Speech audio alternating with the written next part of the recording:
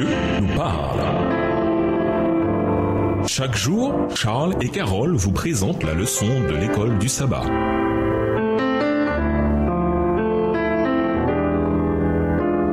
Bienvenue dans votre émission Dieu nous parle. Nous voilà la leçon de jeudi. Jésus, chef et consommateur de notre foi. Lisons Hébreux 12 et versets 1 à 3. Qu'est-ce que ces versets nous demandent de faire? Hébreux 12 et versets 1 à 3. Nous donc aussi, puisque nous sommes environnés d'une si grande nuée de témoins, rejetons tout fardeau et le péché qui nous enveloppe si facilement et courons avec persévérance dans la carrière qui nous est ouverte. Ayant les regards sur Jésus, le chef et le consommateur de la foi, qui en vue de la joie qui lui était réservée a souffert la croix, méprisé l'ignominie et s'est assis à la droite du trône de Dieu. Considérez en effet celui qui a supporté contre sa personne une telle opposition de la part des pécheurs, afin que vous ne vous lassiez point, l'âme découragée. Le point culminant de l'exposé sur la foi arrive avec Jésus dans Hébreux 12. Paul a commencé sa lettre avec Jésus, qui est celui qui doit venir et qui ne tardera pas. Hébreux 10, verset 37. Et Paul la termine avec Jésus, le consommateur de notre foi. Hébreux 12, verset 2. Jésus est l'auteur de la foi et qui l'amène à la perfection, version Colombe, ou le chef et le consommateur de la foi, version Darby. Cela signifie que Jésus est celui qui rend la foi possible et qu'il est l'exemple qui incarne parfaitement ce qu'est une vie de foi. Avec Jésus, la foi a atteint son expression parfaite. Jésus est le chef ou auteur ou fondateur de notre foi sur au moins 3 plans. D'abord, il est le seul qui a achevé la course au sens le plus complet du terme. Ceux dont il est question dans le chapitre précédent n'ont pas encore atteint leur but, Hébreux 11 et versets 39 et 40.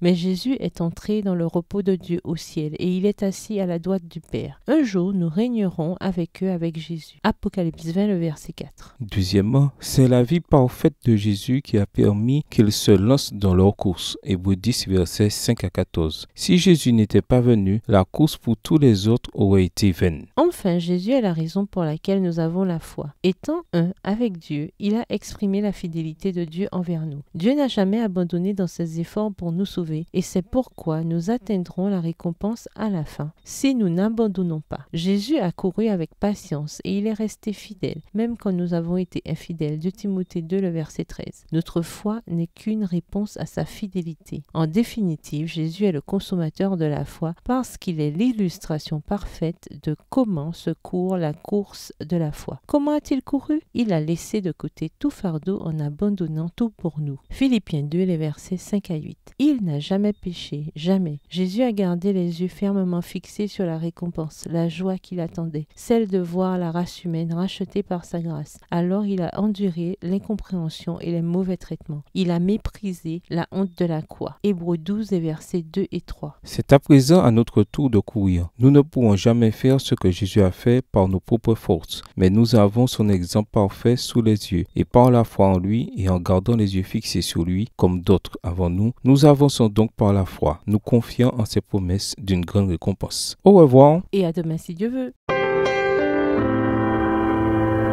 Dieu nous parle.